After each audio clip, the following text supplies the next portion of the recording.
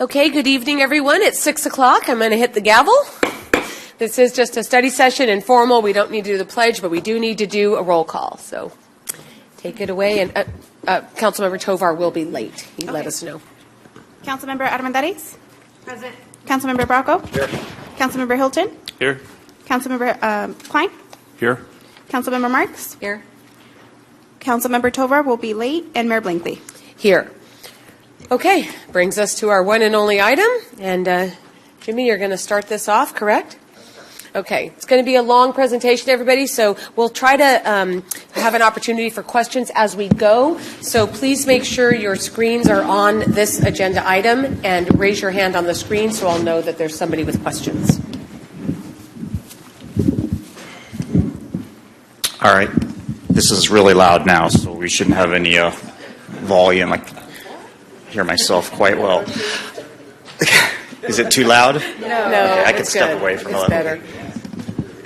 Thank you, Mayor and City Council. The Mayor's correct. We have a very long presentation for you tonight, about 114 slides, but some of them are pretty quick and others are not so quick. You have the two books that you have with you are the CIP document and you have the budget document, and then the colored sheets you have are changes within the budget. We made no significant programming changes. We didn't sneak some more positions in or take some away or whatever. It's more of the math that ties up in the financials. So if you really you want to try to tie all that together and see how it works, the colored sheets will do that for you. And then we also made a few minor adjustments to some CIP pages, but again, nothing major and nothing new to really report since we gave you the book now a little over a week ago. So the council's had the book for about 10 days. The community got it on Friday, and so tonight's workshop will be able to walk through what's in the book, what we're seeing, what we're proposing, and what we're going to ask council to approve on June 5th. Tonight, so we'll talk real quick a little bit about the budget development process. We'll review council priorities and goals, and then the recommended budget highlights and financial summaries, department presentations done by each department head, and then just a real quick capital improvement program recap, where we'll talk about the 5 areas of capital projects and some of the major projects that we expect to do in the next couple of years. We have various slides here that gives us a pause for questions, but if you have a quick question, please go through the mayor and we will pause and we'll go through it, or you can wait till the end of the section, just depending on if you want to get it, if you can wait or not. Again, this is a workshop, so we're kind of a little more informal. Okay. All right, so we started this budget process in January, so we are now on month 5 and on our way to the finish line. In January, the departments started kicking off their budgets, and then in February, we did our strategic planning workshop. And that workshop's important because what we attempt to do, and I believe we have done, is we listen to council and the priorities and what you're looking for services for us to provide, and we make sure that we develop a budget and put together a budget that does just that. So we did that in March and April, and so you are here at the bottom of the circle as the proposed budget was released and a council budget study session. The budget should be adopted in June. We're proposing June 5th, and then that budget will go into place on July 1st of this year. And then we'll do a very modified process in year 2 where we'll come back to council, do some true-ups of some actuals, propose any adjustments, but we won't produce another budget book. We won't go through the entire process. The second year will just be what we call mid-cycle adjustments. So it's the first year that it's a lot of administration, and in year 2 it's a lot of true-up and cleanup. So that's the process you're in. You started January 28th exactly, and you reviewed and validated existing work plans, council-initiated items, and additions of new legislative agenda. That's in the budget message that you'll see. And then on March 13th, we did a council priority goal-setting workshop. And then we affirmed recommended department work plan items, council-initiated items, and new legislative items. So we've been through that process several times now, so we're not going to spend any time really on that because we've done that at least twice. And then on May 1st, our finance director gave you a general fund forecast update, which was some significant good news for us concerning ERAF. And I won't explain what ERAF is. I'll let Harjot do that for you. But that is a ongoing revenue we were not expecting. We're very excited about it because it allows us to increase some of our operations with a sustainable operating revenue. This is the council goals, priorities and goals, and develop a financially resilient organization that relies on local revenues and resources, maintain and improve city infrastructure, including streets, facilities, and incorporates green energy practices, promotes economic development activities that create opportunities for quality employment and increase the city's tax base, and then ensure neighborhoods equity from services including public safety, streets, parks, and recreation, and lastly, promote availability of safe, affordable housing for all Gilroy residents. These themes will come up continuously in the department presentations. They won't read this to you every time, but they'll tell you how they're aligning with these goals and priorities. Okay. Fiscal year 2024 and 2025 budget. For the community and probably for council and for many people, this is a 300-some page document. It's very difficult to expect anyone to read every single page of it. If you did, that's pretty impressive, but reality is that there's a lot in there. And so we always encourage the council and residents and anyone interested in our finances to read at a very minimum the budget message, which is page 13, I believe, and it's about 13, 14 pages, and that really summarizes everything in the budget. So we're going to talk a little bit about what's in that budget message and what the takeaways are for the fiscal year 24 and 25 budget. One thing is not a surprise to anyone. Gilroy's growing. What is a surprise is maybe how much it has grown. Just a few years ago, 10 years ago, the city was 47,000. We're nearing 60,000. So that's an 18% growth in the last decade. We, as a city organization, have not grown 18%. In fact, we're actually a little bit smaller. Now, sure, there's been some technological advances, some efficiency things, but at the end of the day, we still do not have the staffing level we had even 15 years ago. And we're going to talk a little bit about that. But the other budget takeaways are that we're asking to invest in infrastructure for one-time money to maintain what we have and to provide some new infrastructure, and then invest in long-term master planning. A lot of the things that get built eventually are thought of 10 years ahead of time, 5 years ahead of time, and so we should always be thinking about what's next to create in Gilroy and what the community needs. And then lastly, a key budget takeaway is strategic staff augmentation aligned with ERAF. We do have the addition of some positions in this budget, but only because of the ERAF funds that we believe we're going to get, should they clear the court process. And that is really the only way we can add staff, is if we have a way to pay for them ongoing. We're also recommending a significant concentration on utilities, water, wastewater projects, and programs. That's why I'm proposing a utility department. But we also, don't forget, we have 3 major initiatives that we're still working on in different phases. Sharks Ice, we will have something to council here shortly with the agreement and with the hiring of an architect and designer for the project. So we are moving. I know we're not saying much about it right now, but that doesn't mean things aren't going on. That'll be a 24-month process with a lot of take up a lot of our time and a lot of our energies, and it's really exciting, but it is still going. It hasn't gone away. And then Gourmet Alley and some other projects downtown. Gourmet Alley in particular will start construction here later this fall with a very tight deadline, so that will be a focus for us. And then we are still in the Surplus Lands Act process for the Hecker Pass Gateway area, but we are almost finished with that. And once we finish that, then we can field any offers or any ideas that people have for the entire property. So these things take a while, but they're moving along, and we certainly have milestones that we're coming upon. One of the probably other key budget takeaways is public safety enhancements. And that's actually a little bit of a misleading, because when your population grows by 18% and you're adding just a couple of public safety pieces, it's not really enhancements, it's probably more maintenance. And so the budget does ask to add a couple of firefighters, a couple of police officers, and a couple of dispatchers.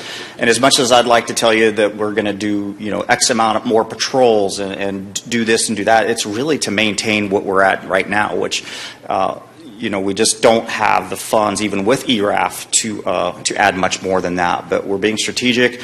We're trying to add where we need it, where the numbers are telling us that we need to do something, and so that's what this budget utilizes. And then the last piece is that there's a lot of use of general fund balance. We have a very high level of savings, which is, in my opinion, sometimes lost opportunity. And so we're going to ask to spend that down, and spending it down will still maintain adequate reserves, still be staying within our reserve policy, our economic uncertainty policy, and so we will still be fiscally healthy. Okay. All right. So the budget highlights: one-time strategic use of general fund balance, approximately $10 million. The budget proposes 2 more years of streets funding. So we've had years 1 and 2. This will be year 3 and 4 of the 5-year street repair. If you have been out on the roads the last couple of days, you can see it being spent. Many roads are getting redone, and some pretty big projects, including the repaving of Luchesa and other, really bad roads are coming up soon, and that's what that money goes to. So we're recommending including that project. Parks. Some of our parks need a little bit of attention. We've had numerous issues with restrooms, so we will get non-flammable restrooms replacement. Several of them have been burnt and destroyed, and so we are recommending to put some money into that as well.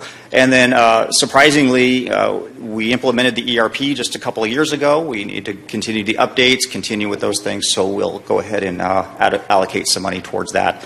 And then also public safety, critical equipment.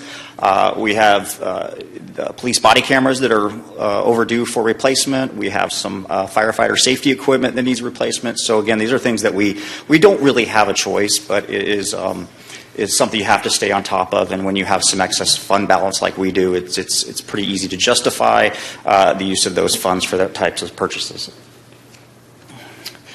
The other thing we'll be doing is investing in citywide facilities, about $1.2 million, and then some fleet purchases, and then lastly is the OPEB Section 115 Trust, which is about $500,000 going to our other post-employment benefits, and Harjot can talk to you a little bit about that as we go through.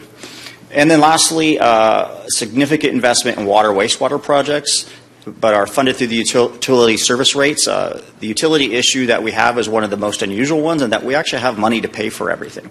We're not lacking resources. We're lacking human resources, and we're lacking time spent on those. So we'll complete the Squirrel plant expansion, and we'll also do some water well replacements, which, given the previous drought, right now is a good time to do that and be ready for when the next drought comes, because it will come. Next, long-term master plan implementation. Civic Center master plan, which we've discussed about a community center. We have money in this budget to do that, to start that. That is going to be a lot of fun, and I'm excited to get ready and go on that as soon as we start the fiscal year. We'll be doing the climate action policy that we've talked about for a few years. Also the downtown strategic plan, which was the downtown ad hoc committee recommendation as well to do. And so we'll have funds in the budget for that. And then travel demand management, vehicle miles traveled policies. Sharon can answer any questions on those topics if you'd like. And then you just approved the water and wastewater master plan updates, and so a significant amount of money will go into those projects. But like I said, we actually have the money. So. And then lastly, and not least, is the housing element implementation. We have a lot of strategies and ideas in there, and it takes some funds, it takes money, and it takes allocation of resources, and I believe this budget has it in there, and it is something that we can afford at this time.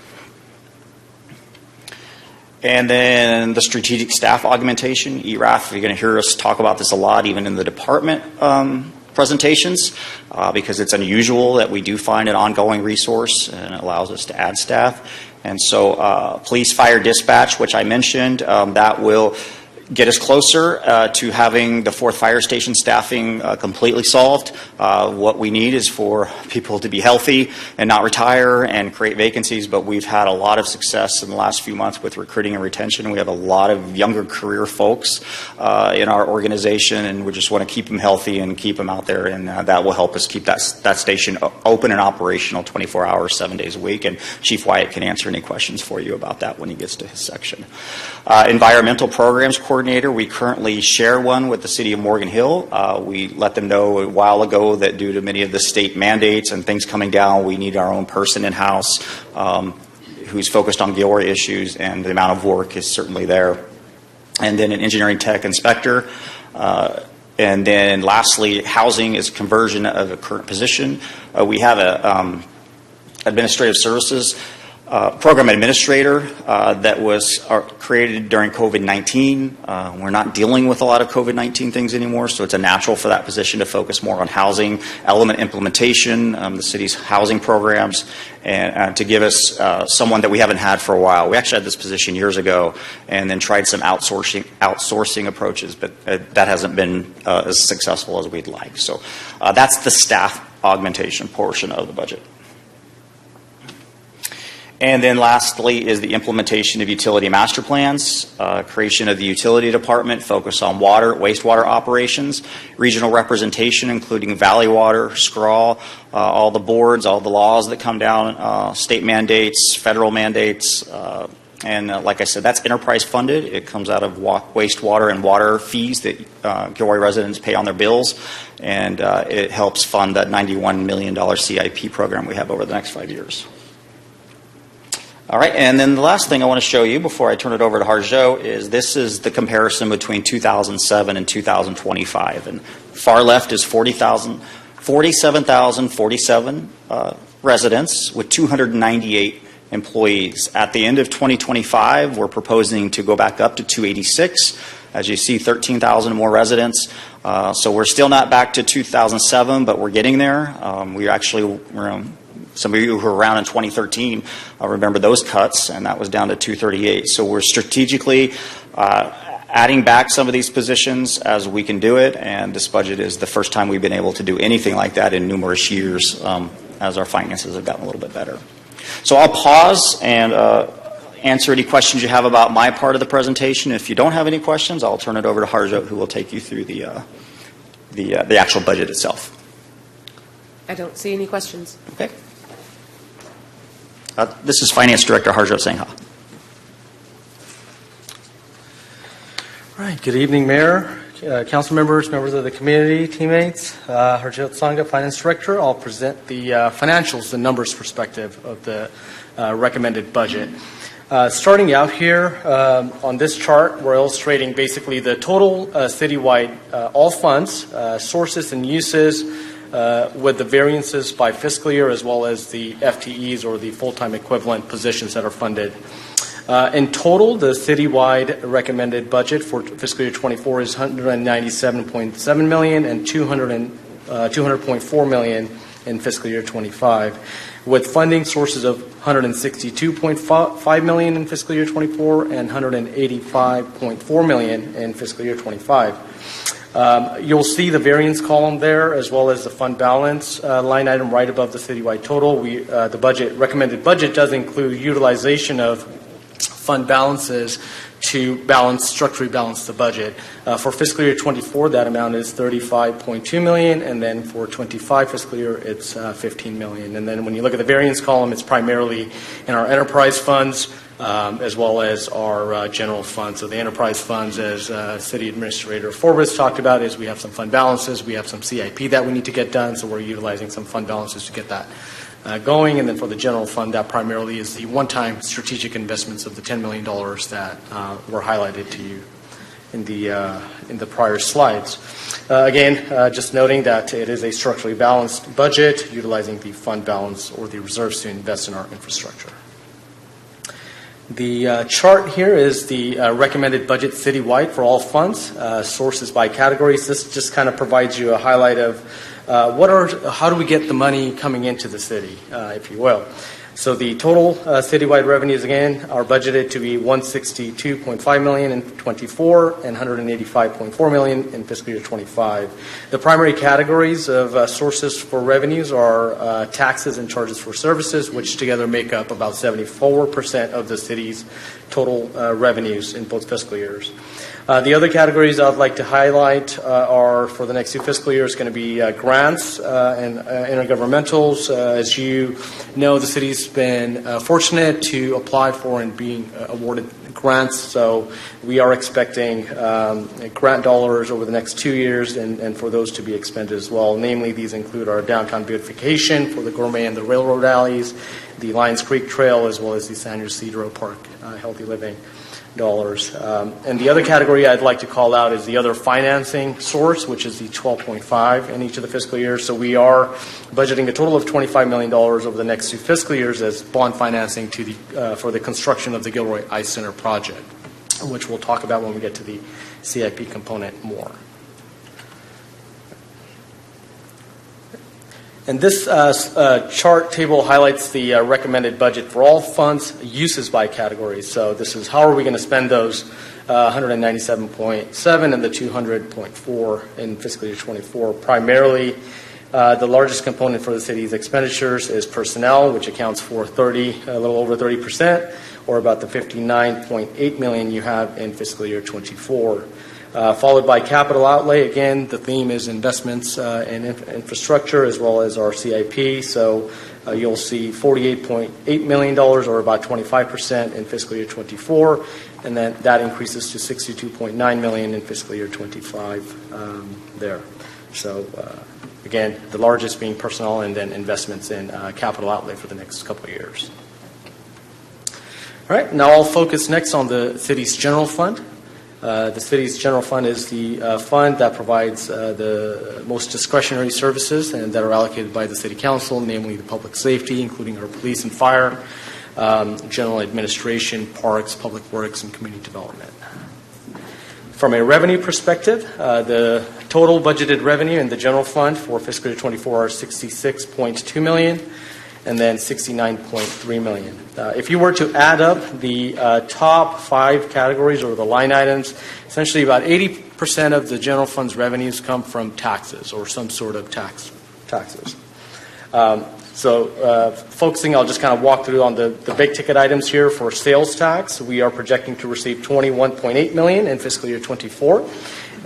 Which is a nominal increase of about 1% over what we're expecting to receive in the current fiscal year. So as we have kind of noted to you, we are seeing an overall slowdown in the sales tax revenue growth, so 23 to 24, very minimal growth. And then for fiscal year 25, we are budgeting $22.4 million, and that is about a 3% increase over fiscal year 24. For the property tax line item there, we're projecting to receive $21.8 million in fiscal year 24, which is an increase of about 5% from fiscal year 23, and is projected to increase to $21.3 million in fiscal year 25, which is about 4% increase over fiscal year 24.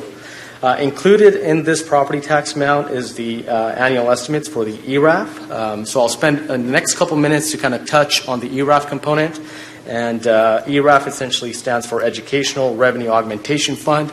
Annually, we pay our property taxes in the county, and a portion of the property tax gets allocated to fund schools and colleges. And that's determined by a state code formula. Annually, the state controller issues that formula to determine how much of that allocation should be set aside.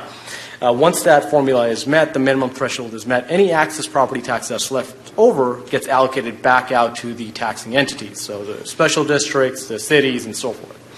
The city has historically received an ERAF allocation dating back to the early 2010s, 11, 12, 13, and the amounts used to be $10,000, slightly grew to about $100,000, so they were immaterial, if you will. Over the last 5 years, however, as property values have increased in the Bay Area counties, that formula has not changed. So this access ERAF amount has grown significantly to the tune of about $1.8 million in the current fiscal year. Because we have historically received this allocation, we believe it is an ongoing source, but because the amount has grown, it's got the attention of other agencies as well, right? So we have previously shared with the council there's an ongoing attempt by the School Boards Association to basically amend the formula or challenge how the counties are allocating these dollars. The initial writ of mandate was denied by the court, and as recent as January of this year, they have filed an appeal, and the results of those appeals are yet to be determined. However, we feel strongly that because this has been a revenue source that cities and counties have received throughout the state, that the likelihood of this essentially just going away is very unlikely. Pending, the School Boards Association, or there could be other lobbying at the state level to change the formula in itself that allocates or determines how much should be allocated. But we believe that this, based on the initial claim being denied, that we will, moving forward, we will receive an allocation of this ERAF. It could be adjusted down a bit or so forth, but that's yet to be determined. So included in this recommended budget is $1.8 million in each of the fiscal years that we're assuming, and that's we're hoping by fiscal year 25 we'll know the fate of that appeal and any kind of additional adjustments if there are going to be any to the ERAF, and if our assumptions hold true, we're able to add additional positions as the city administrator outlined for you in the prior slide. So that's a bit of the background on property tax ERAF. I've got a question. Sure. I don't see any other hands raised, but correct me if I'm wrong. The ERAF money is what we're using in this budget to fund 6 new positions, right? Primarily, yes. Right. So if that money for some reason doesn't continue, we've got a problem with 6 positions. Well, right. So those positions are recommended to be added in fiscal year 25. So we are recommending we won't add them, hire them, fill them until fiscal year 25, and we're hoping we'll know by then Before what then. the fate is going to be by then, right? Okay. So it's not existing FTEs, but new positions. Okay. We believe we will receive some form of allocation. We just, there might be changes to the amount. Right. I guess I didn't catch Yeah. that we weren't going to actually fill these positions until 2025. That's correct. Okay. Yeah, so Thank you. All right.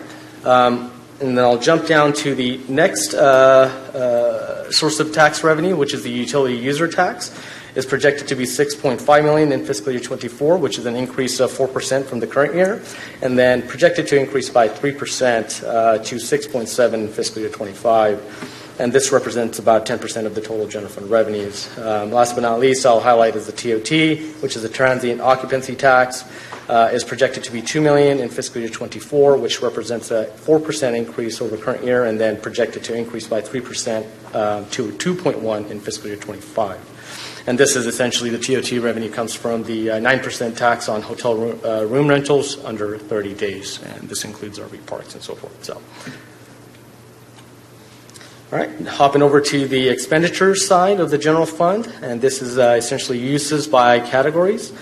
The total general fund expenditures are budgeted at $71.8 in fiscal year 24 and $72.8 in fiscal year 25.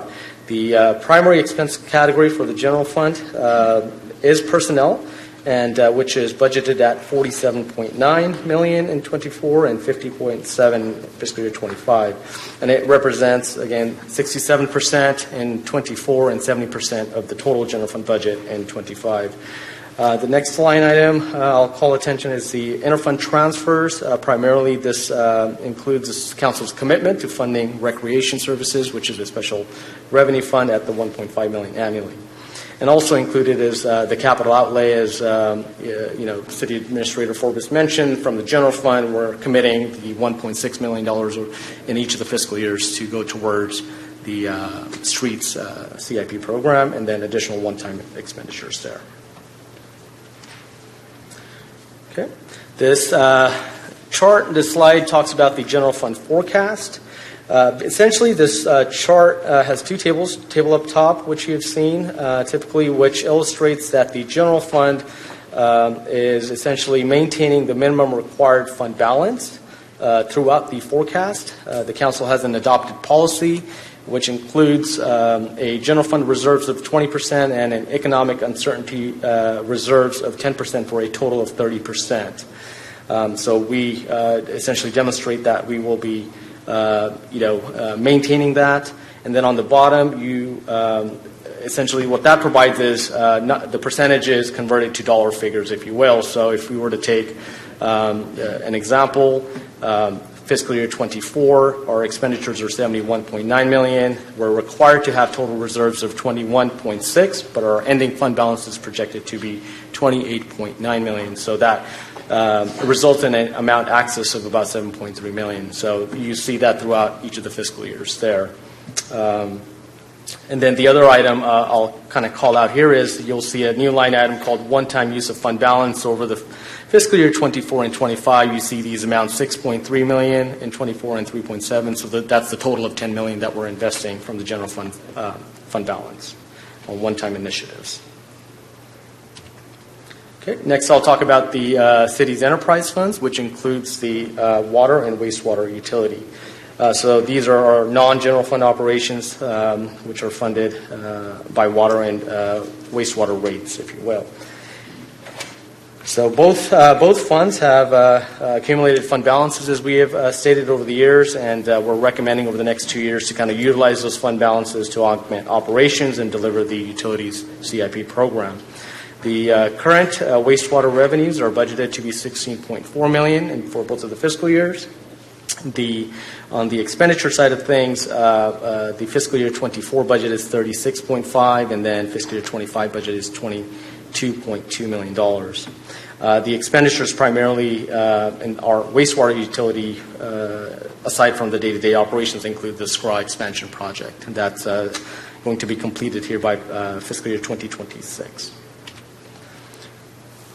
On the water utility side, the current water revenues are estimated to be $14.5 in fiscal year 24 and $14.8 in fiscal year 25, with a total expenditures of $19.9 million in 24 and $33.6 million in 25. The 25 is projected to have an increase in capital outlay as we're ramping up our CIP program in the second part for the water utility. It's important to note here is both the utilities have not had rate increases since the year 2019, and as part of the current year budget work plan, we did include conducting a rate study analysis. So we have prepared that, and then once council gives us a green light on this adopted budget, we'll go ahead and bring that forward to you this summer. So these revenue numbers do not reflect any assumptions from rate adjustments. So at the time when we do come before the council and those rates are adjusted, we'll recommend any kind of revenue adjustments to those utilities at that time. So, all right, that concludes the financial presentation of all citywide funds, the general fund as well as the utility funds, and we'll dive right into the departmental presentations next. Before we proceed, do you have any questions on any of the financials? I do. Sure. I don't see any hands raised, but before you leave that other subject, I just want to confirm that nowhere are we, we're relying on sales taxes not going down, right? We're doing very marginal increases, but we are pretty much relying that they're not going down, correct? Our assumptions are saying they're not going down, but they're not. For at least a 24-year, right. They're staying flat. I understand. And correct me if I'm wrong, but our largest source of sales tax in the city of Gilroy is still today car sales, right? Transportation, yep. Right. That includes Right, our auto dealers. So we're not projecting that car sales are going to go down. Not at this point, no. Exactly. Yeah, That's what I'm saying. We're expecting them to remain remain flat. I'm just pointing flat. out is that those assumptions that Okay, thank you. All right. With that, I'll reintroduce City Administrator Forbes to present the next section. Carol, Councilmember did you have another Marks says question? she has Sorry. her hand up and I don't see it. Yes. All right. Thank you. I just have a quick question. I know Jimmy talked about spending down some of our extra money, which is good because, we have different projects in Gilroy that need to be attended to. But with the impending recession, would that money be spent before 2025 just to see where everything's going to fall out? Because I would hate to see us hire employees only to do a major layoff. Sure. I think to answer that question, I'll bring up this chart here, and I'll highlight to you again the one-time use of dollars. In the first year is going to be the $6.3 million, and then the about $4 million of that is going to be in fiscal year 25. The other part I'll highlight here is on the bottom chart, it does kind of yield that even though we're not spending all of our access funds over the next 2 years. The bottom number there is 7.3. Even with the spend down of those $10 million by end of fiscal year 23, we'll have about $4 million in access based on this recommended budget. So as we kind of learn, we get quarterly updates from a sales tax perspective, property tax perspective. So we believe we have enough runway room to kind of make those decisions and come before the council if adjustments are warranted. But, is the recession going to hold true? We don't know. To what extent or how deep it would be, we just don't know that at this point. But I think the budget has us positioned in a way where we're able to respond quickly, and then in addition, we have some excess fund balance. So I guess what I'm hearing from you is that our employees are going to be pretty safe because of this extra money that we have saved for them. Like I said, if based on our assumptions here, this is the illustration. This is where the fund balances are projected to be. Absent what happens in the economy, I can't make those. I wish I had a crystal ball to make that statement, but I don't. All right, thank you. Yeah. Nobody's safe. Okay. All right. I'll actually introduce Bryce. Good evening, Mayor and Council. So I'm Bryce Adkins, Assistant to the City Administrator, here to present the Administration Department budget presentation. The Administration Department's purpose is to provide leadership and management to the organization and to work with Council to develop and implement its policies. The Administration Department is a department with 7 offices and divisions, each standing unique but serving as either internal leadership or outward-facing services to the community. The department staffing consists of 15 full-time equivalent positions. On this slide is the budget summary. Overall, the department's budget is status quo with a few exceptions. There's an overall proposed expenditure total of $5.5 million in fiscal year 24 and $6.3 million in 25. The increases in 2025 include the city clerk's budget, about $200,000 increase due to election expense as the election cycle commences in fiscal year 25. Economic development has a large increase, which is driven by a $250,000 investment in the proposed downtown strategic plan update. And then finally, recreation will see an increase in expenditures, with a large portion of the increase being the implementation of the recreation needs assessment for facilities in 25, the amount of $100,000. So some of the accomplishments in the department. Grant writing has generated an additional $10 million in project and program revenue for the city. We've implemented many of the recommendations of the unhoused and downtown ad hoc committees, hired an emergency services coordinator and enhanced emergency services planning, and secured nearly $1 million of grant funding for a 5-year community resilience coordinator position to help our community in preparation for emergencies.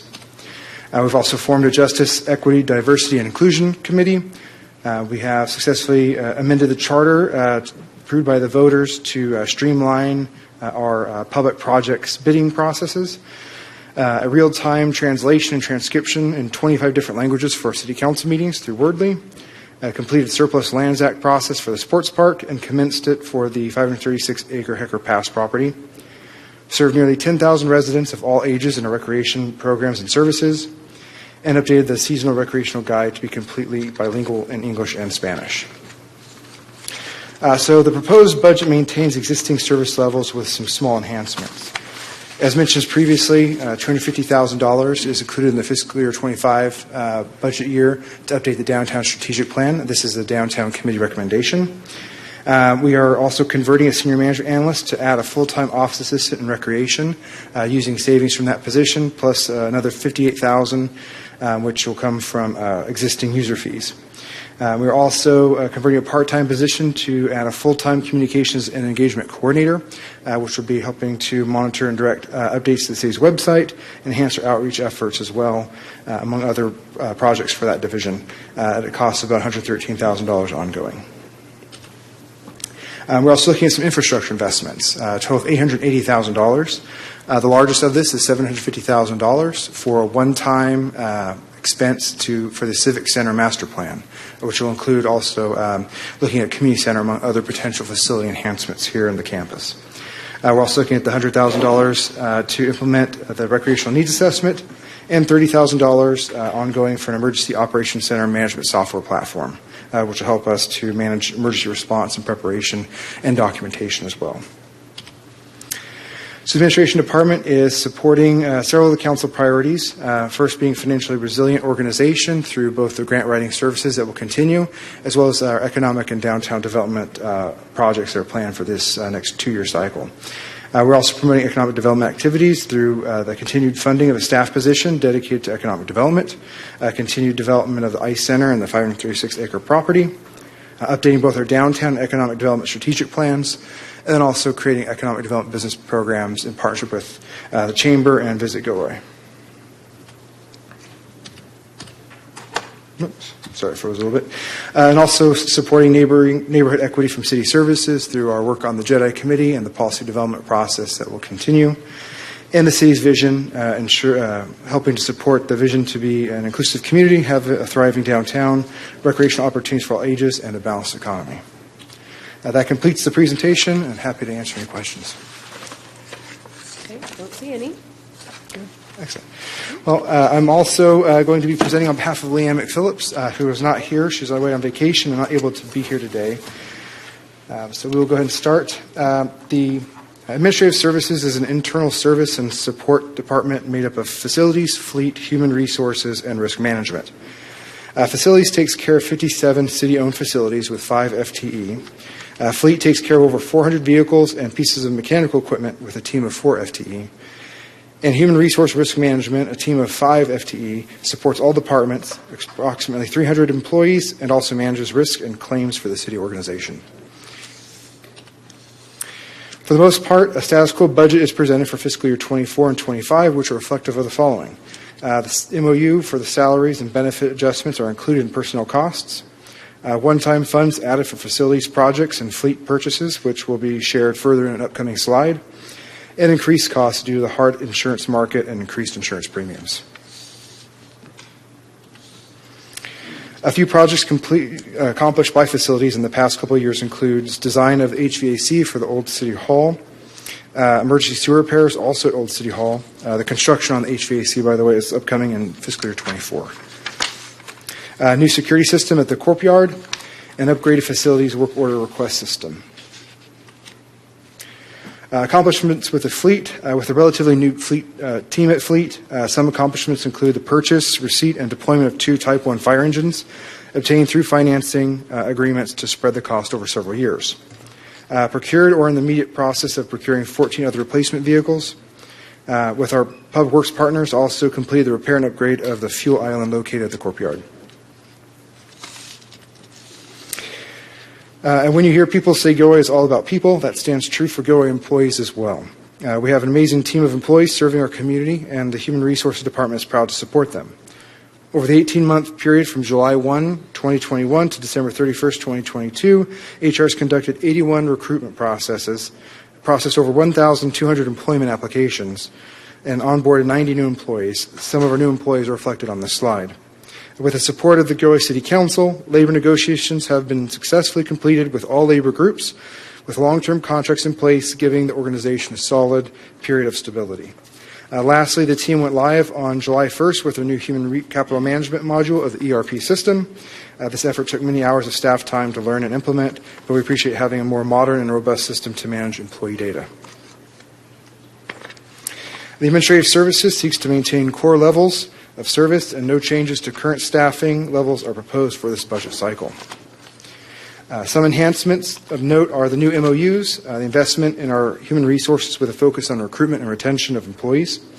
Using one-time funds, we've identified 42 fleet replacements to occur over the next 2 years. It's important to note that there are many vehicles in the city fleet that have been extended beyond their typical useful life because we do not have the funds to replace.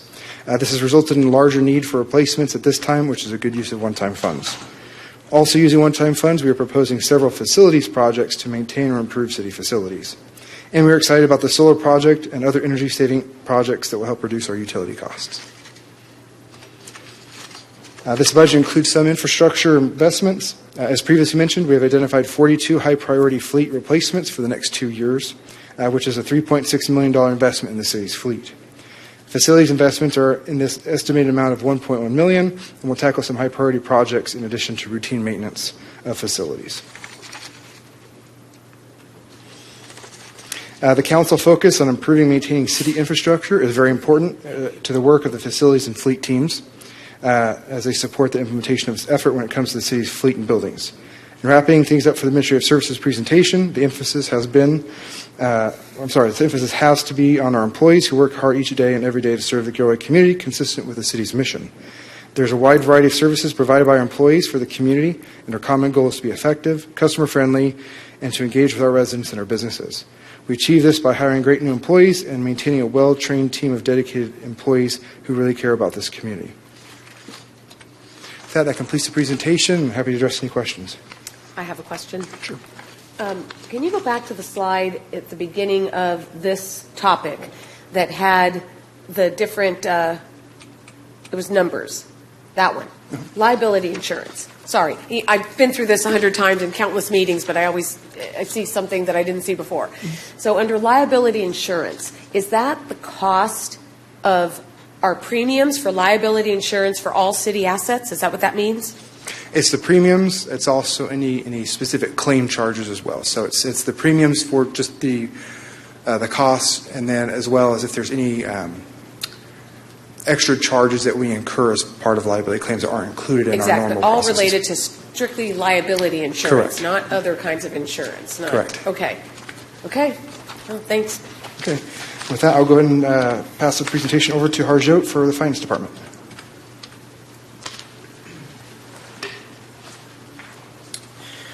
Thank you, Bryce. Joe Tsang, the Finance Director. Back, I'll be presenting the Finance Department section before you. The Finance Department, supported by 21 FTEs, provides timely and accurate financial information and full range of technology-based resources and services to the council, departments, and the community.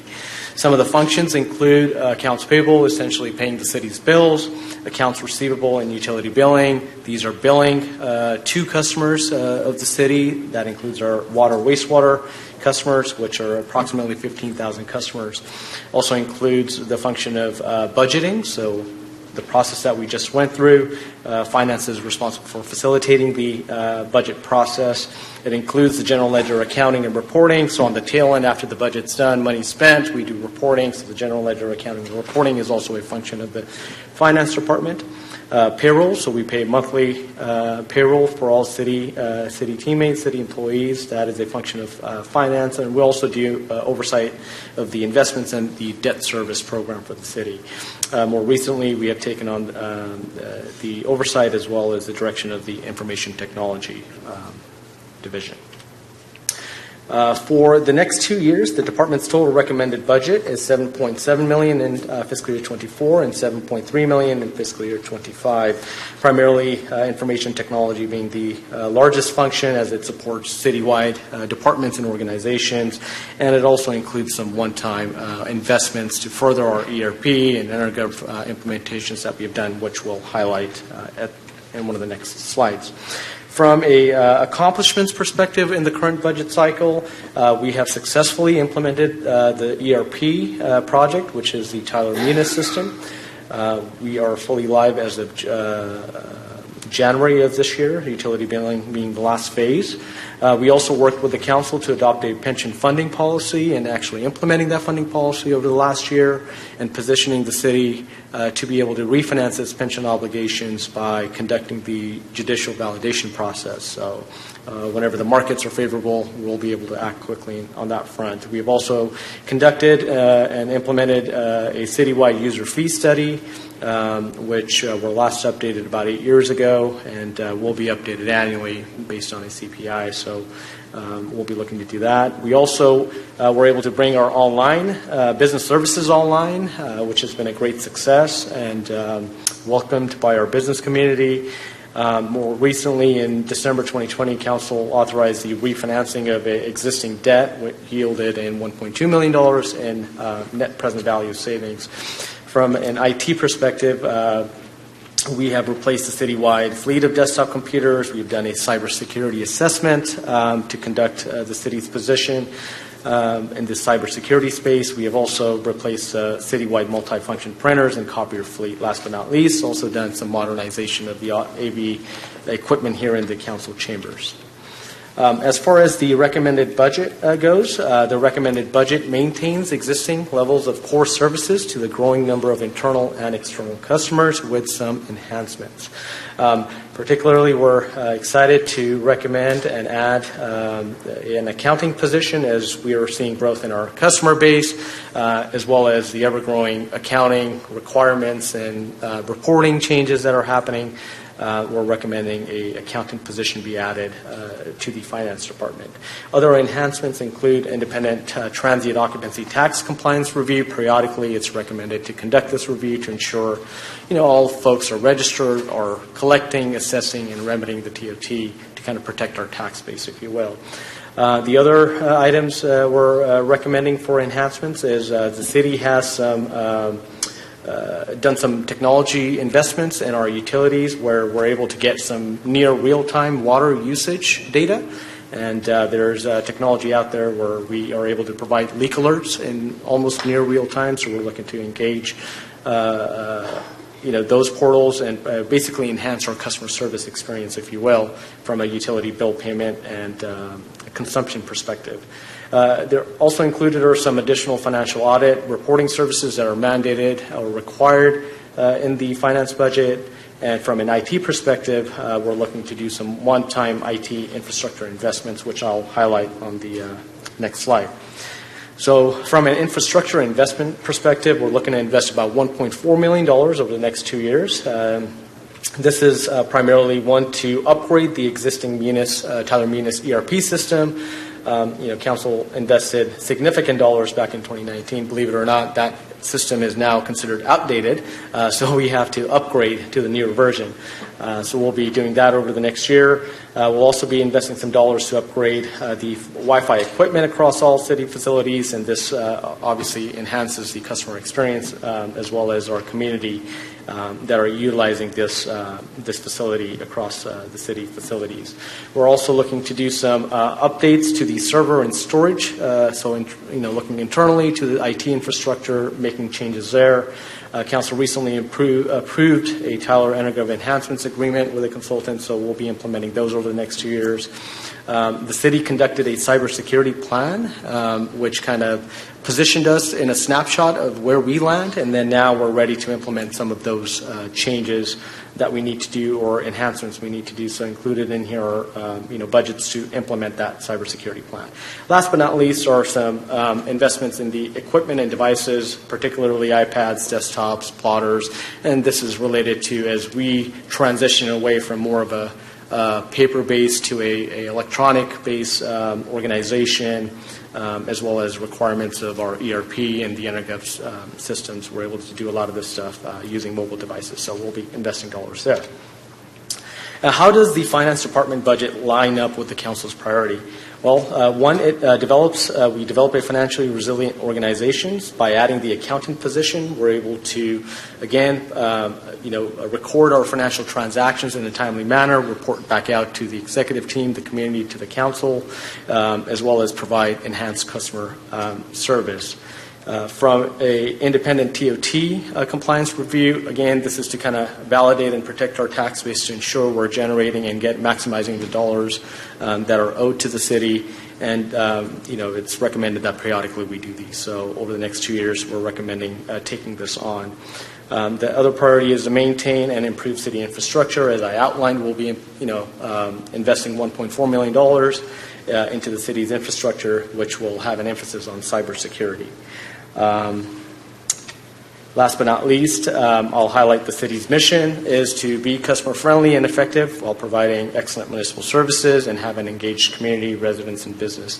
From specifically our heaviest public-facing customer services, our utility billing function, so we're excited to utilize the existing data that we have and kind of bring it to the customer's hands, if you will, on a water consumption perspective, and enhance the online utility bill payment experience with additional features like getting leak alerts, getting payment reminders, and things of that nature. That concludes my presentation. I'm happy to answer any questions. Looking good. All right. With that, I'll introduce Pedro Espinoza, our police chief. Thank you. Good evening, Madam Mayor, members of council. I thank you for your consideration beforehand. The police department is supported by 104 employees, 67 of those being sworn police officers and 37 being our support staff. Our goal and mission is to always provide excellent public safety service and partner with members of our community. Our values and our expectations while we provide this level of service from every member of our organization is that we do so with respect, integrity, compassion, always being a team player and always being accountable. The department is divided into 3 divisions, and each division is commanded by a captain, so they're division commanders. The majority of our personnel is under the Field Operations Division, and this division also houses some of the ancillary duties to include the SWAT team. We do share a combined SWAT team, the City of Morgan Hill, and a hostage negotiation team. We also have our community service officers under field operations as well as our detention service officers. Our newly formed community engagement team, which is our quality of life officers and our school resources officers, are also under field operations. Special operations is our investigations, our anti-crime team, and our traffic division. And forgive me, I don't know how that's happened here, but there we go. Our administration division is our records, primarily our professional staff, our communications center, and our budget. This is a proposed budget for fiscal year 24 and fiscal year 25. First line item, the deviation, it's front-loaded to include one-time purchases, the rescue vehicle, and also it adds the community engagement coordinator position. On the communications line item, we are asking for 2 dispatchers on fiscal year 25, so you will see the slight increase there. And then we go down to operations, which is the labor negotiated pay increases that is the increase, the noted increase here. Everything else is status quo. Particular importance is our special revenue grants. We're fortunate enough to receive a $1.3 million grant from the State's Bureau of State and Community Corrections, as well as a wellness grant for our officers in the amount of approximately $43,000. It also includes the contributions from the District Attorney's Office, from the Neighborhood Services Unit, and those other government organizations that contribute to the South County Youth Task Force, to include both school districts and the library. We also receive on a yearly basis 2 grants from the Department of Justice, and one of those grants is our vest grant, and that helps us offset some of the costs of replacing the vest, which we have to do every 5 years. And we also receive approximately $90,000 a year from the Office of Traffic Safety, as well as Justice Assistance Grant, anywhere in the neighborhood from $15,000 to $20,000 on a yearly basis. Chief, before you leave that slide, can I just ask, under communications, I thought the proposal was for 1 dispatcher in 24 and 1 in 25. Is that not? You're correct. Okay. I'm sorry. Yes, 1 in 24, 1 in 25. The officers are both on fiscal year 25. Right, okay. Yes. And that's why the increase? Yes. That's what you're saying? Yes. Okay, absolutely. thank you. Thank you. But wait, the officers aren't just in communications, are they? No, they will be under patrol. Right, so why the increase from 2024 to 2025 in communications if it's only a matter of 1 dispatcher? It'll be 1 dispatcher in 24, 1 dispatcher in 25, and then we have some capital improvement projects, some consoles to replace. That fall under communicate? Right, Got it. right. Okay, thank you.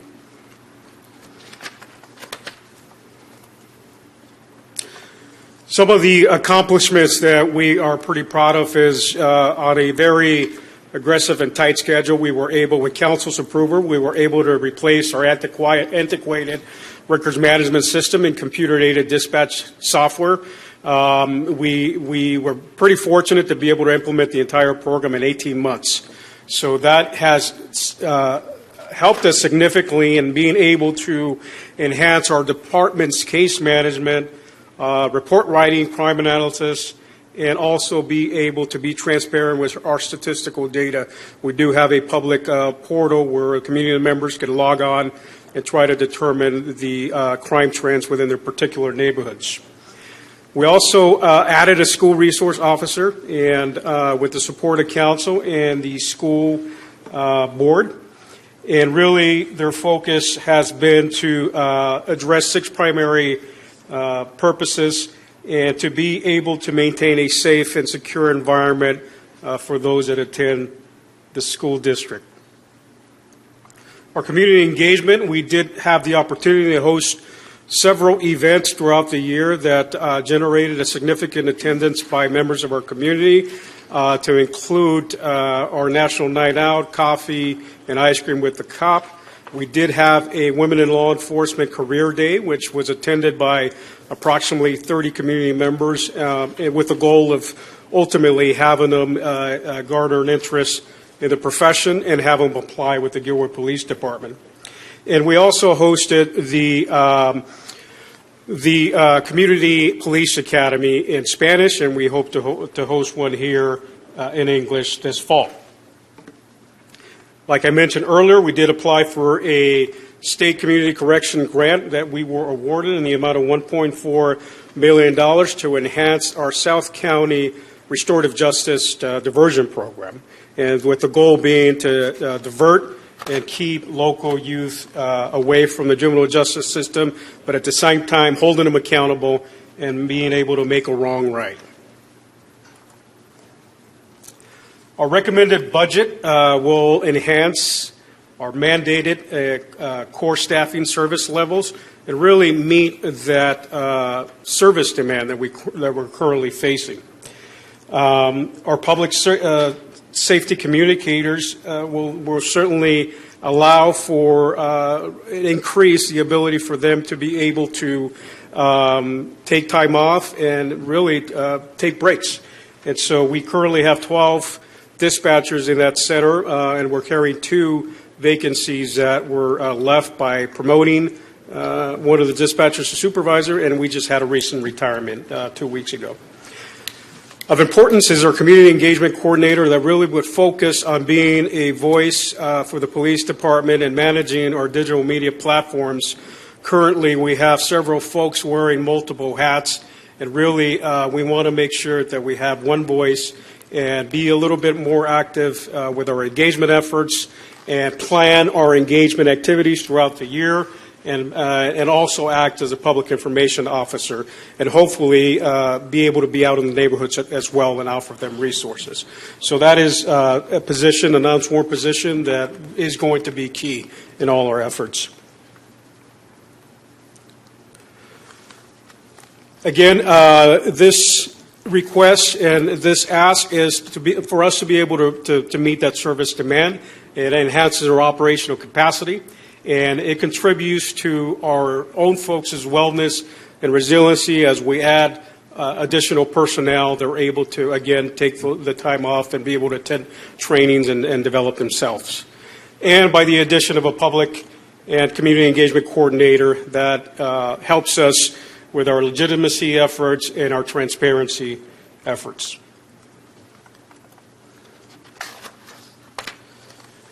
We have some key pieces of equipment and infrastructure that need to be replaced. I mentioned earlier some of the center, communication center consoles that obviously have a lifespan and that we need to replace. Our portable radios have a lifespan of about 7 to 8 years, and some of those are no longer supported, so we need to replace those on a yearly basis. Our body armor, every officer has to get a new vest every 5 years, as well as ballistic helmets, and those with specialized assignments. And our tactical team have a different load-bearing vest that needs to be replaced, again, with ballistic plates. So that is part of our capital replacement plan here. We want to be able to equip every officer with a new body-worn camera, as well as fleet cameras. Our current cameras have reached the end of their technological lifespan, and really we are at a critical need because we have an 8-month waiting period right now to replace any new cameras. So we're scrounging to make sure that these new folks that we hire, we're able to outfit them. So this is going to be key. Part of this plan, this platform, is that we also transition over to cloud-based storage, which is really a best practice approach. In the county, we're one of the few agencies that are currently doing the manual, actually downloading video from the body-worn camera, burning it onto a disk, and then attaching it, sometimes driving it up to the district attorney's office and tying up personnel doing that. So this will allow us to upload everything onto the cloud. Community members will be able to upload evidence as well if they have some sort of digital media, videos from their surveillance cameras or cell phones. And it really is going to speed up that process and afford us an opportunity to save time and money on the back end. Again, this platform will also replace our fleet cameras.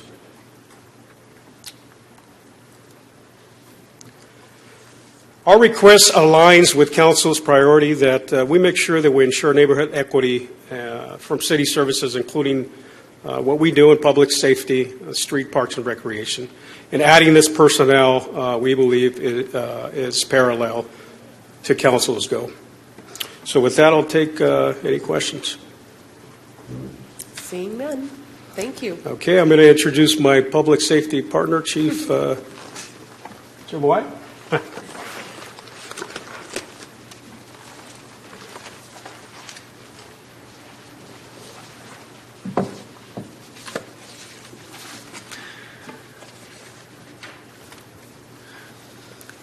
Hi, Honorable Mayor and Council. It's my pleasure to review the Fire Department's request for budget. The Fire Department's purpose is dedicated to protecting lives, property, and environment of the Gilroy community by employing the latest fire, rescue, and emergency medical service and fire prevention practices and technologies. We have three major functions and divided up into divisions. We have administration and operations. The operations is divided into three separate divisions. They include training, field operations, and emergency medical services.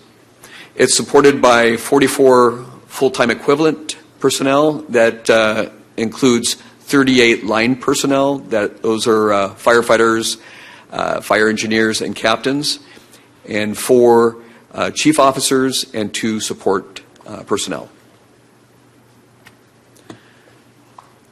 Our budget, requested budget for 2024 is for fire administration, it's $2.5 million. For fire operations, it's roughly $9 million. And for 2025, 2.5 and 12.1 million total, for a total between the 2 years 15.4 and 14.6. The differences there, I'll just state them real quick. We have some one-time costs that for equipment that we're asking for in 2024, and then we're asking for 2 additional firefighters for 2025. So, I'm sorry, Chief, Sure, can you go go back ahead. to that slide? Sure. So tell me again why fiscal year 25 for fire operations is lower than 24? So fire operations includes our fire department equipment. Oh, and that's this one time includes the SCBAs, Okay. the defibrillators that we're asking for. Understood. Okay. So that's why. So if you took that out, you would see an increase for personnel. Yes. Okay. And what about, so dispatch, none of that falls on the back of PD? None of that goes in the fire budget? Yes, ma'am. That's Dispatchers. That's all. Yeah. Okay. Thank you. Our accomplishments, council approved the funding for the interim fire station in the Santa Teresa district. And I'll just add that I know that we changed it a couple of times, but we've got a a firm spot now at the Christmas Hill Park near the Teak Building, and we're moving very quickly to get that fully functional. We've deployed two frontline Rosenbauer Type 1 fire engines. That was fairly recent. And then we've installed and completed the installation of a new emergency alerting system. That's the alerting system for the 3 permanent fire stations. We've also replaced 9 LifePak 15s. These are the state-of-the-art monitor defibrillators that the paramedics and the EMTs use. And we've also purchased 4 of the Lund University Cardiac Assist System devices, Lucas devices. These are for automated chest compressions, and this was a real game changer for us. I'll just say that for 2022, we went from a 30% save rate in cardiac arrest to 62%. So we more than doubled.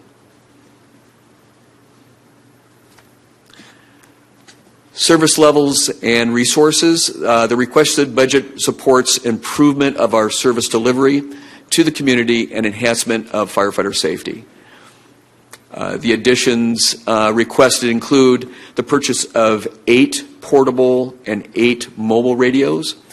Much like Chief Espinoza stated, our radios do have a shelf life, and we do need to replace them from time to time. Also, with the addition of new firefighters, we need portable radios for them to safely carry out their jobs as well. And then there's the replacement of 17 city-maintained automatic external defibrillators. These too have a shelf life. These are the public access AEDs that are located at various spots throughout the city that are city-owned. They've hit the 8-year mark, and so it's time to look at the latest generation. And then the replacement of 45 self-contained breathing apparatus. These are the apparatus used for going into fires, as well as handling hazardous materials incidents. Our current SCBAs have too reached their end of their useful life. And even the newer ones that we purchased, the vendor that we've traditionally used is no longer supporting them. So we do need to replace them. And then last but not least, the addition of 2 firefighter paramedic positions beginning in fiscal year 25. As stated before, this helps bring us up to the level that we need for 3-0 staffing for the Santa Teresa unit, as well as having relief firefighters for vacations and people that might be sick. Can I ask a question? Yeah, go ahead. I'm sorry. I paused for a second. Yeah, that's okay. I just want to clarify that with the addition of the 2 firefighter paramedics for fiscal year 25, I mean, I know the answer. I just want to, point out yes, ma'am. That then puts us in a staffing position of as if we had the 4th fire station. Is that right or not right? That is correct. Yeah. If you we are currently moving in that direction, and we do have staffing to begin 2-0 staffing anyway for the Santa Teresa unit.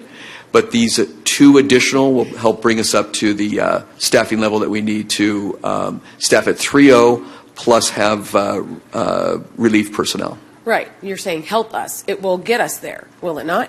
It will get us there, but I have to caution that that's based on our health and retirements. Yes, I understand that. Yeah. Okay. No, it's really for those of us who were here in 2019 and we got the money, right? We got the money budgeted for what we thought was going to be all we needed to build the station, only to find everything come to a halt because of what the building that's happening out in Glen Loma. I mean, who in the world would have thought that we'd get to the staffing before the building? So I just want to let everyone realize that we are there with staffing. We just need to get the building. And yes, in the ma'am. meantime, we've got a temporary building, and it's going to be much better than what's there now. I understand that. But that we actually did this in the reverse order than we thought Now was I going have to a happen. clarification. Yes, ma'am. When the mayor says we have the staffing, we really will not have the full staffing until 2025, correct? Right, 2025. That's correct.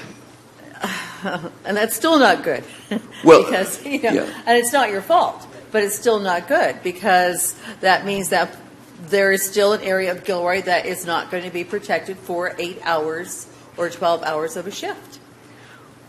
Okay. Well, yeah. Actually, we have been increasing our staffing. Part of the issue that we had with COVID, and I'll just everyone blames COVID, but there is something to be said about that.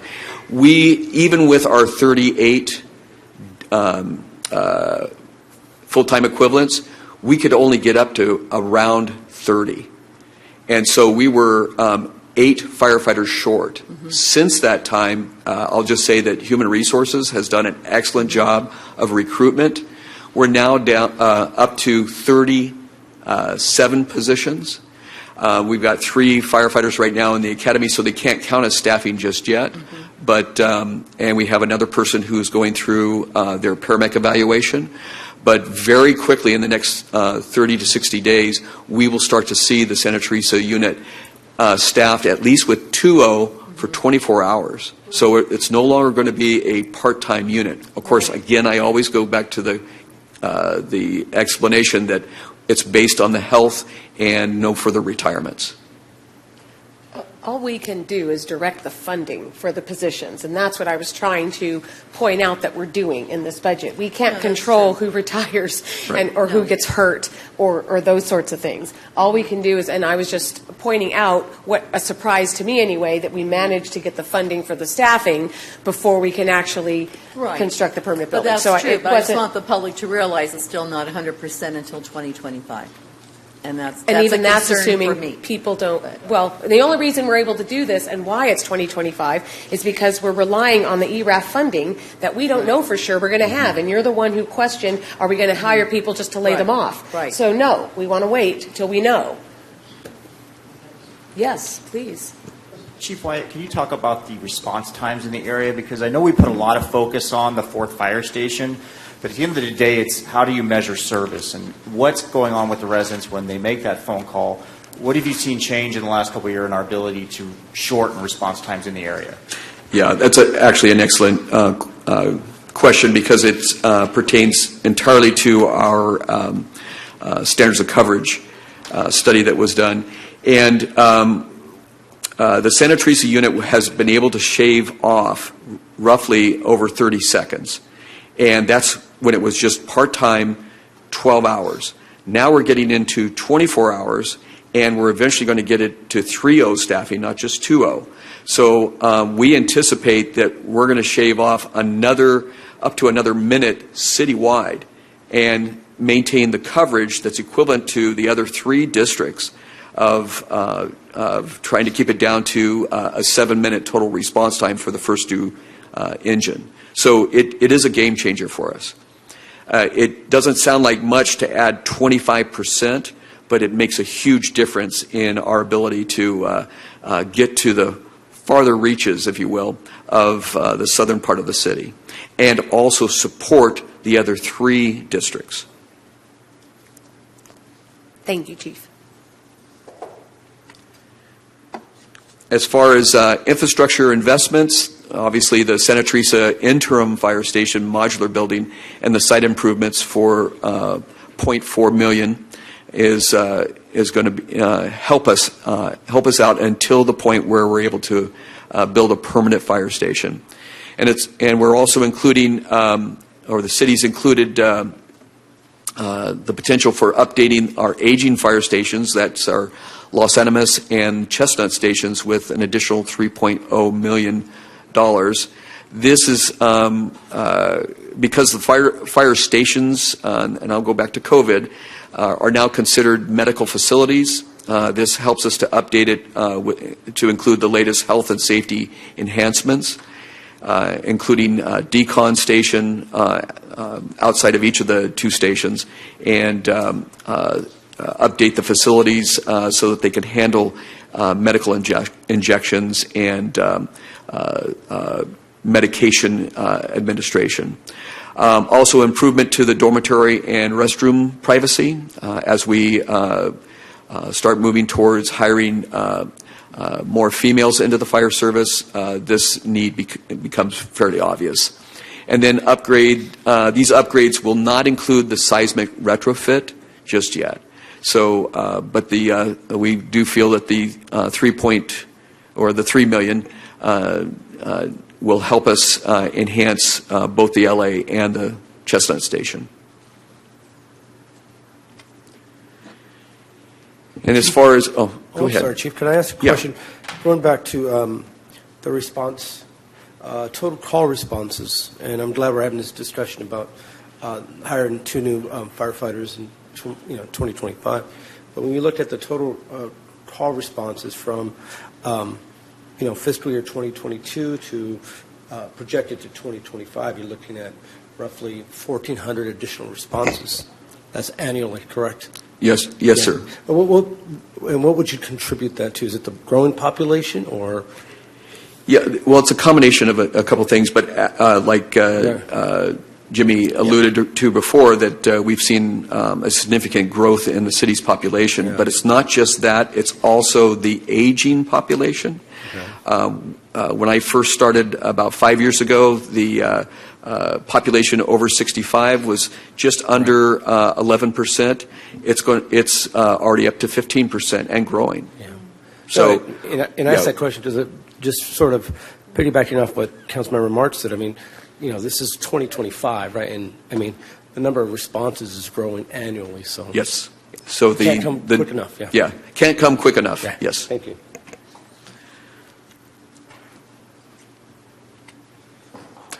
So, in alignment with council priorities to maintain and improve the city infrastructure, and that's an improvement to the city's existing fire stations and improvements to the operational safety and communications equipment.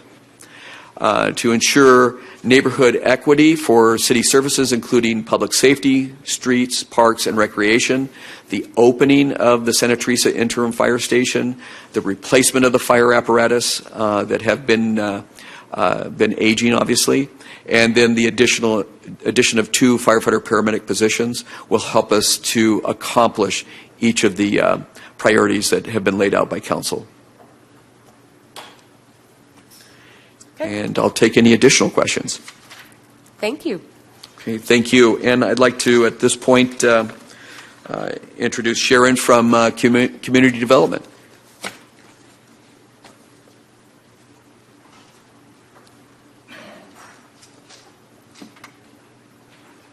Hello? Oh.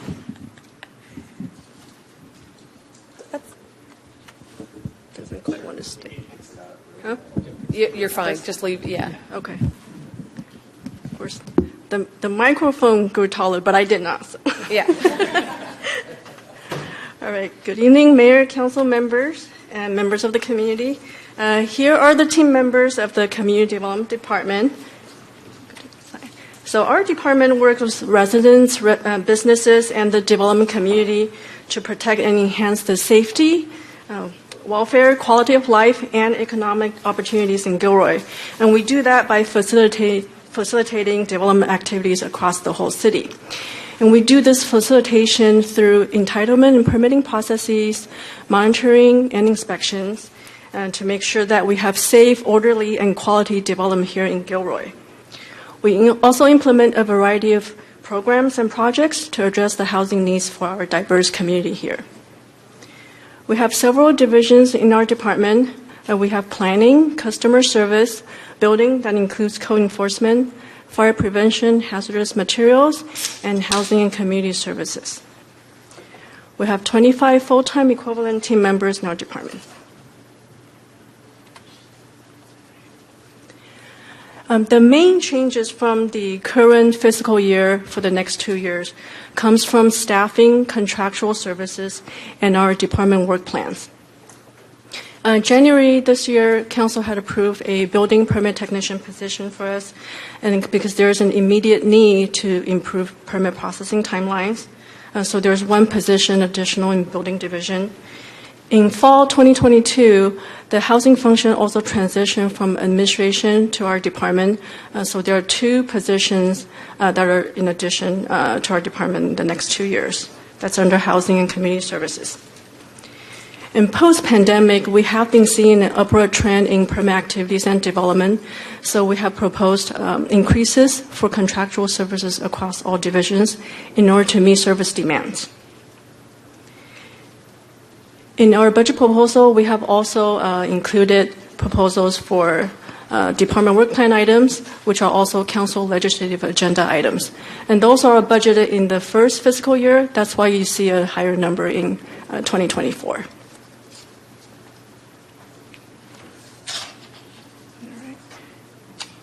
So here are highlights of our accomplishments in these 2 fiscal years.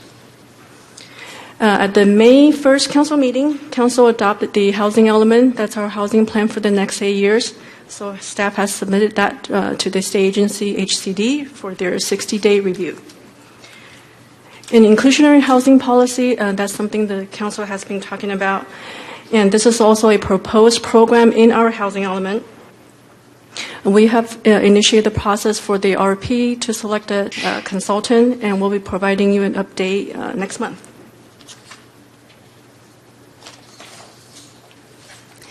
In fall 2021, Council adopted the objective design standards for multifamily residential and mixed-use residential projects. And just recently, Council heard about this too. That's our implementation of a new permit system, the Tyler Anagov software. And we've been busy working on this to replace our outdated system. And we'll be preparing for system go live and stabilization through August.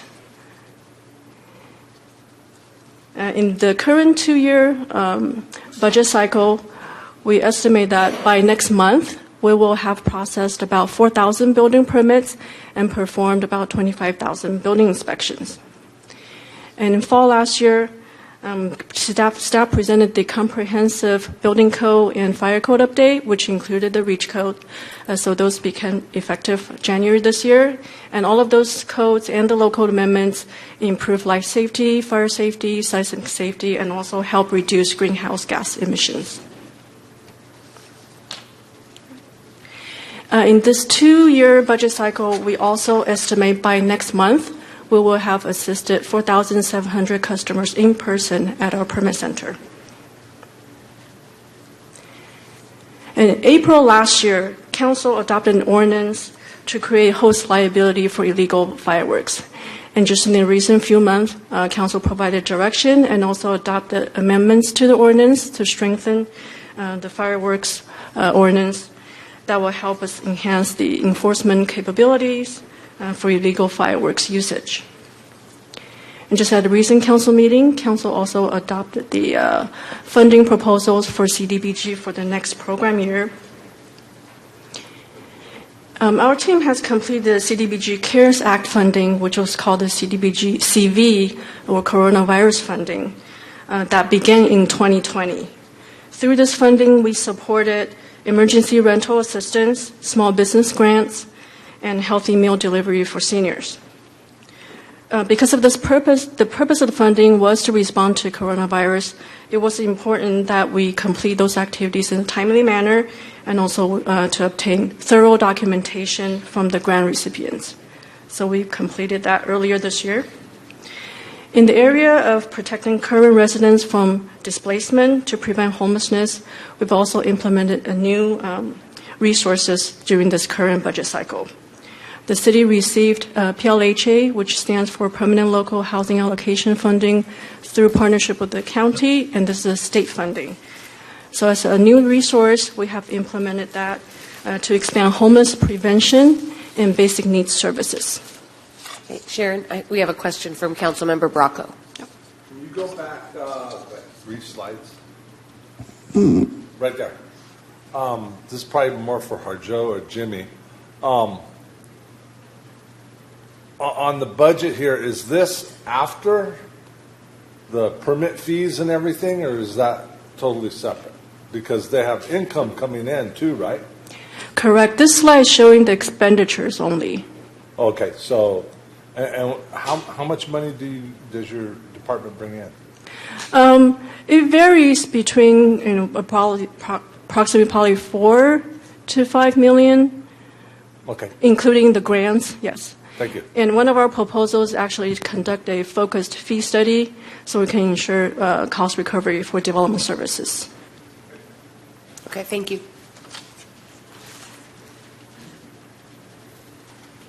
Okay. Oh, I forgot to mention about that photo. So that's a photo we took in January, and actually that corresponds to that last slide point where we've been working with our community organization partners to host or co-host webinars and workshops to expand community outreach on housing and unhoused resources.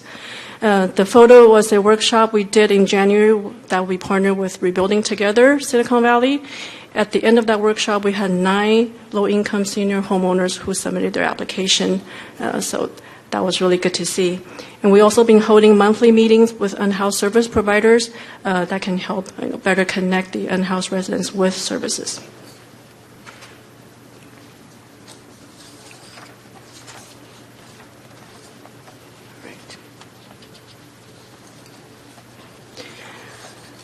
So I mentioned earlier that Council approved a permit technician position earlier this year in January. So because we've been seeing increase in development services, and through that we are increasing our core services just incrementally to help meet this growing need. And as I mentioned, we are seeing this upward trend in development in the industrial and commercial sectors. We're anticipating more redevelopment of downtown buildings in the First Street corridor, and also seeing more mixed-use and multifamily project proposals.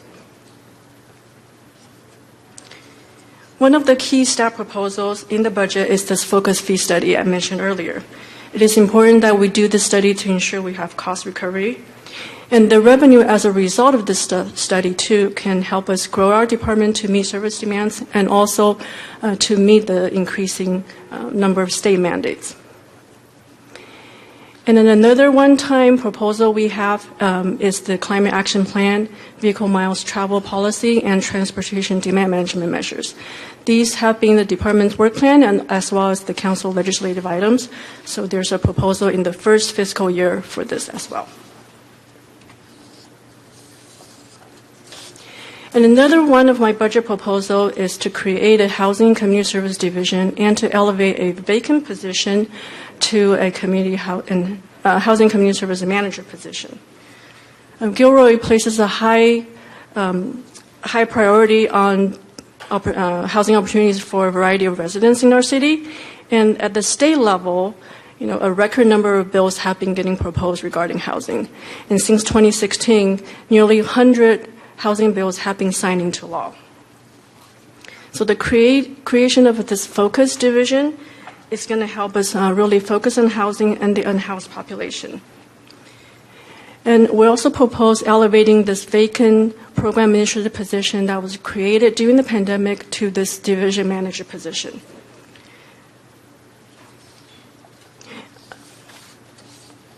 In this proposal, there is no additional staff in this request. So the division will consist of this new manager position and existing technician position. The new manager will provide higher level expertise and lead this division that will focus on housing and unhoused, continuing all of the previous staff work.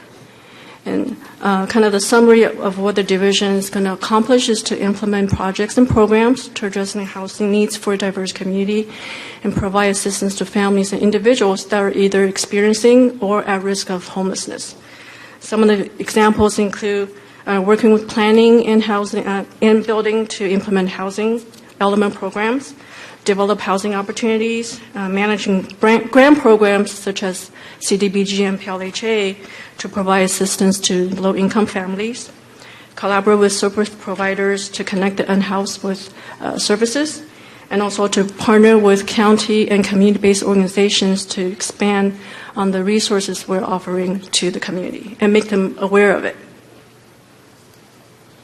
In the creation of this division and elevating this vacant position to a manager is going to help us take the 3P approach to housing and increase affordable housing production, preservation, and focus on the protection of residents. All right. In terms of infrastructure investments, we have partnered with our Public Works colleagues and allocated CDBG funding to make safe pedestrian pathway improvements for sidewalks and curb ramps to become accessible. And for information technology infrastructure, team members across our department and Public Works Engineering have also been making significant efforts in implementation of this new permit system I mentioned earlier. This is going to help increase efficiency for city staff and enhance service delivery for customers and applicants. So how do our proposals align with council priorities? The first one is to develop a financially resilient organization that relies on local revenues and resources. So I mentioned earlier that we're proposing to conduct this focused fee study, and this will help us achieve cost recovery and to be able to grow to meet service demands. And another council priority is to maintain and improve city infrastructure and incorporate green energy practices. And I mentioned earlier that one of staff's proposal is to provide funding for the Climate Action Plan and BMT TDM policy. This is going to provide a framework for helping to reduce cities' greenhouse gas emissions and support new development near transit. And another council's priority is to promote availability of safe and affordable housing for all Gilroy residents. And I talked about earlier the creation of this new Housing and Community Service Division and a manager position. So that's going to help us achieve that council goal, or move toward that council goal. And the two photos you see here, that's the affordable housing development at First Street in Kern. That's the 120-unit project. And the photo on the left is kind of the before, the photo on the right is the after.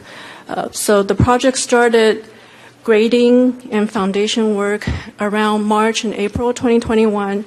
So it's about 2 years.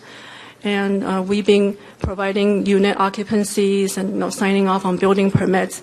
And in fact, at the Housing and Resource Fair that we held on May 11th, in partnership with the county, we had the property management have a table at the resource fair so that residents could learn about new affordable housing units coming online that are available right now. So we're really excited to see that. All right. Any questions? No. Thank you. Okay. I'm going to hand this back to Jimmy.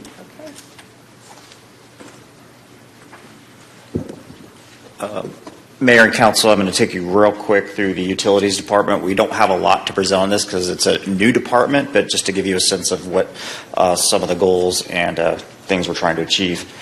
The purpose will be responsible for the operations and ongoing planning, maintenance, and operations of the city's water, wastewater, storm drain systems, including implementing the utilities-related capital improvement program.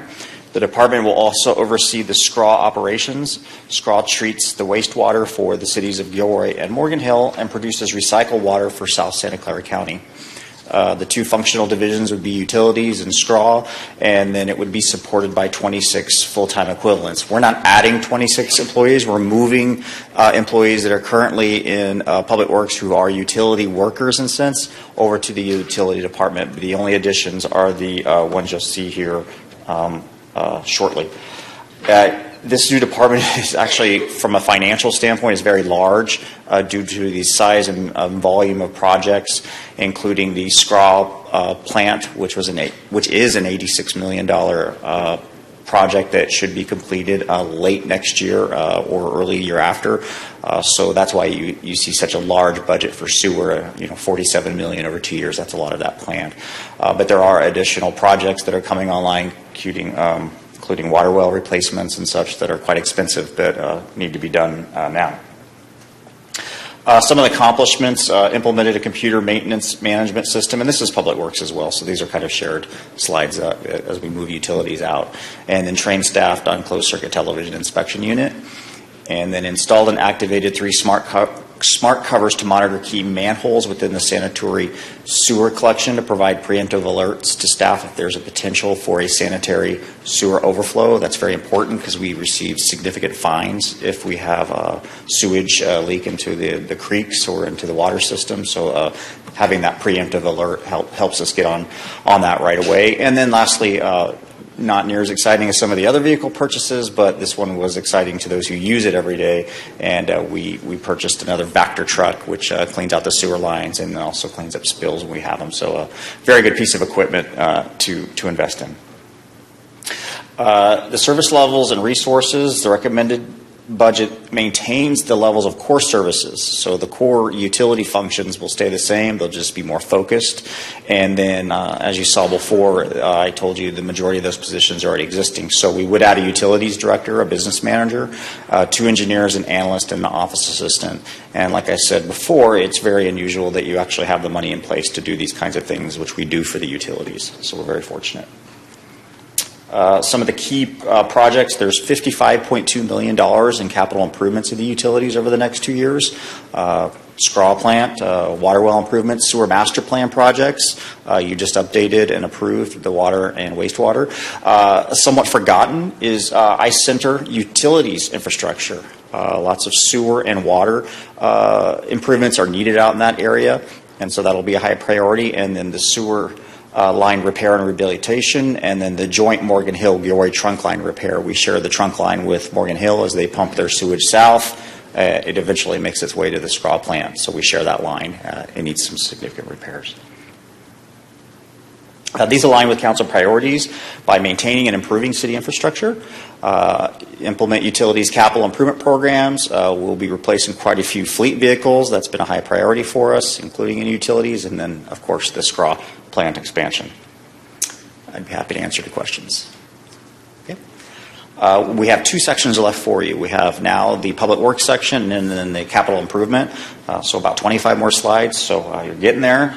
But please keep asking us questions, and we're almost there. Thank you. Okay. I'd like to introduce Daryl Jordan, our public works director. Okay, I'm just going to ask the council, are we okay, or does anybody need a very short break? Push through. Okay.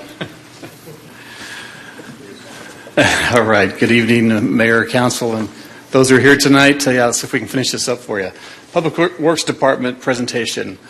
As you know, the purpose for Public Works is for the design, builds, and maintains the city's streets, sidewalks, our parks, landscapes, urban forest, and related infrastructure throughout the city. The department prepares and coordinates the capital improvement program, which you have your book there with you tonight, for all the city infrastructure through the development of a 5-year CIP plan. This program is considered a strategic planning tool focusing on city-owned infrastructure, summarizing in one document the city's overall capital project needs and associated funding requirements during this 5-year period. The functions of the divisions here is administration and engineering. As we've discussed, capital improvements is a major item with this. What do we got here? $211 million over 5 years. That's a lot of money. It's a lot of projects. So. It also includes parks and landscape maintenance, street maintenance, and forestry. With this division Jimmy set up, we'll have 32 full-time employees to support this mission here. The budget summary is almost identical for the next 2 years, 24, 25. The only change you'll see there is in the top line item there, engineering. That's basically through MOU changes with some salary modifications through that following year, but almost an identical budget there, $8.2 million in 2024 and $8.3 million in 25. The administration and engineering accomplishments for the team here, we have received $1 million in Measure B highway program funding for the design and environmental process of the US 101 10th Street, State Route 152 interchange. That design is underway. We've constructed the Gilroy Downtown Gourmet parking lot, which you'll see in the slide there in the 3 pictures on the bottom. We've also contracted for the construction of the fiscal year 22 and 23 citywide pavement rehabilitation projects. As city manager noted, you're going to see projects all around town, if you haven't already, being resurfaced, and it's going to kick off even heavier and faster as we kick off the $6 million project that you awarded here shortly. We've also updated the fiscal year 24 through 28 five-year CIP capital improvement program, including the 125 projects at a total project cost of the $211 million that we discussed earlier. Daryl, Yes. before you leave that Yeah. last slide. You bet. The fourth bullet point, the third bullet point, contract, are the dollars for that included in the slide right before this? Because it didn't look high enough. Street maintenance, $3,035,000 and $3,082,000. No, that's not in this slide here. It'll be Okay. in the following slides, you'll see it. Okay, thank you. Yeah. Parks and landscape maintenance accomplishments. Renewed citywide and community facilities district CFDs that was approved by council this year for routine landscaping and maintenance contracts throughout the city. We also made restroom improvements at Los Animas and Veterans Park and San Ysidro parks. Removed sidewalk trip hazards all around the Los Arroyos Park and replacing the rubber surface at the Gilroy Sports Park. The streets maintenance and forestry group. Their accomplishments include providing emergency response to our downed trees, as we all can remember not too long ago with the big storms that we had. 52 trees dropping within 48 hours. That's a lot of work, a lot of coordination, working with our first responders in both fire and PD. They did a great job with that. Provided emergency responses to the flooded streets as well, working with the fire department to keep those areas safe. Repaired hundreds of potholes after the storms. We've had hundreds of requests and hundreds of repaired throughout the city, as you probably know as well. We are deploying a 2-person crew assigned to weekly citywide trash cleanup, which is a big help for us because we currently have my street and sewer folks out there picking up trash on a daily basis, working with our folks in community development as well. But this will give us somebody who can actually focus on this issue that we have throughout our community on a daily basis and hitting all of our hot spots and not waiting for people to call in to clean up certain areas, but we can actually be on top of this and stay ahead of it and be more proactive than reactive. So really excited about that. Also implementing a citywide tree assessment program over the next few years. Our service levels and resources. Our recommended budget maintains our existing levels of core services to a growing number of internal and external customers. The enhancements are the addition of an engineering tech 1 position, provides an on-site development and inspection services. As the previous speaker spoke of in community development, there's a lot of development going on through town. This will really help us stay on top of that. Addition of a program administration environmental engineer. City manager also mentioned that we've been sharing services with our city to the north. 2 part-time people were replaced with 1 full-time person, so actually maybe even saving some money with that. But we really need someone to focus in on Gilroy issues and not share those with somebody else. So excited about that as well. Infrastructure investments. The Public Works has several CIP projects planned for the next 5 fiscal years. Some of the highlighted projects over the next 2 fiscal years include the Gilroy Ice Center, the annual citywide pavement rehabilitation at $9 million. This prolongs the lifespan of the current pavement and prevents further deterioration and reduction of our PCI, our Pavement Condition Index. Our annual sidewalk replacement program for $1 million, 10th Street Highway 101 bridge widening, $4.2 million. Annual signal street light maintenance projects and 5 traffic signals, totaling $5.4 million. That's a big project. Council priorities that we're covering is to maintain and improve city infrastructure through our streets and parks and trail capital improvement projects. Also ensuring neighborhood equity from city services with our parks and landscape maintenance division, along with contractors, providing various landscape services, which allows landscape services can contribute to neighborhood equity by ensuring all neighborhoods in Gilroy have access to green spaces and well-maintained outdoor environments.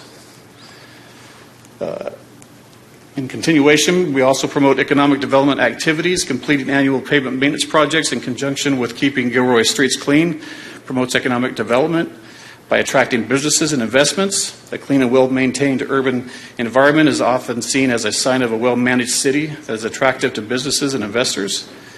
Supporting tourism. When visitors feel that a city is clean and well-maintained, they are more likely to spend time and money in the area, which can benefit local businesses and the economy as a whole. And encouraging foot traffic. Clean streets can also encourage people to walk and spend time outside, which can create more foot traffic for local businesses, including downtown. Any questions on this portion? I have a brief review of the capital or the our CIP after this. Okay, let's go. bring it home. Okay, 5-year CIP. As you've seen in the book that you have there for a CIP program, we categorize and summarize the program in multiple ways. One is by the different program. As here you'll see, if you see on the slide here, the different departments or programs are streets, utilities, public facilities, engineering. You've heard all of them speak pretty much tonight of the projects that they have in their budget for next year. You'll see here the little green box here. This basically just summarizes the next 2-year budget that we're looking at. So there's $124.1 million over the next 2 fiscal years for the CIP program. That's fiscal year 24 and 25, and then it extends out for the next forecasted 3 years, 26, 27, and 28. It's also showed in a summary also by the funding source. If you'd rather look at it as a funding source rather than by the department, it tells you which funds each one of these come out of, and it tallies them as well.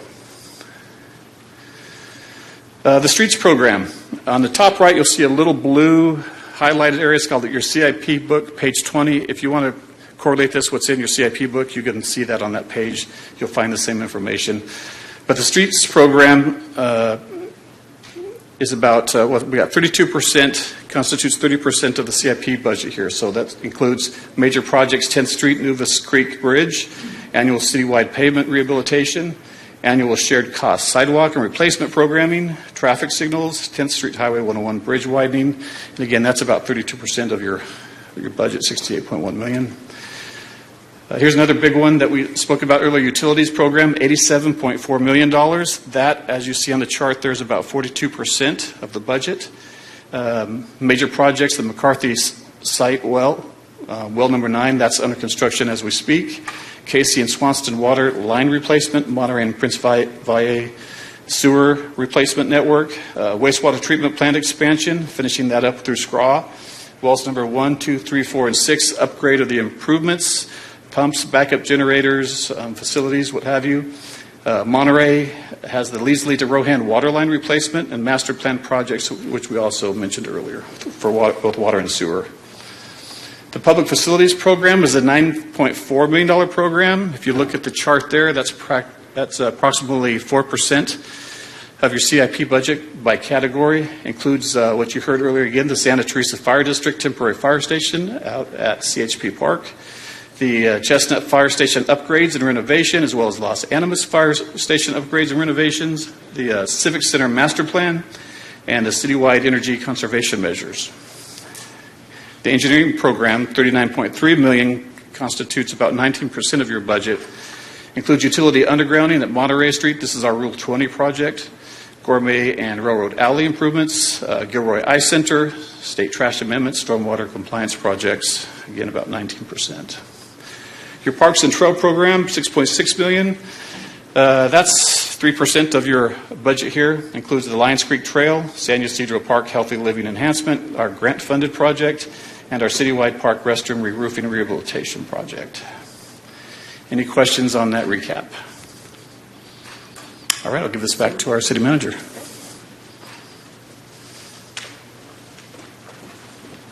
All right, thank you, Daryl. Okay, we have just a couple slides left, so I'll summarize, and then we'll take any last questions, and then we'll give you the next steps in our process. This is the council's workshop. On Wednesday, the city staff will be hosting a community workshop here in council chambers at 6 o'clock. So we will shorten this presentation. We will not have the community go through 114 slides. They won't stay for very long if we do that. But we will shorten that. And then on June 5th, we will be bringing you a recommendation to adopt the operating and CIP budgets. That's as well as the department work plans, board and commission work plans, the GAN limit, which is the legal amount of money we're allowed to spend every year. So anything budget related, we'll have numerous, I believe 6 or 7 actions for you to consider on that night. So we're getting there. It's only a couple weeks away. And so from here on out, we do not expect to change really anything unless we catch something we didn't get right, or we missed, or we get new information. So your budget book is yours for now. We'll give you a brand new one on June 5th, which will be the final book that we would print if you approve on that date. So those are the next steps. That concludes our presentation. I'm happy to answer any other budget-related questions, but if you think of something later, you know how to get a hold of all of us, and we appreciate your questions and your thoughts, and we'll answer them as you send them. So with that concludes our presentation. Thank you, Jimmy. Okay, Council, if anyone does have a question, please let me know. I would like to also ask, we only have 2 members of the public here, I think everyone else is a city employee, that if there is any public comment, to please let Christina know, because we'll certainly allow you to say something if you'd like. Okay, looking at Council, any further? I've been asking them as we go, so I'm good. Looks like we're good, and nobody from the public has? There are none. Okay. Then I guess we are adjourned, yes? We are adjourned. Thank you, everybody.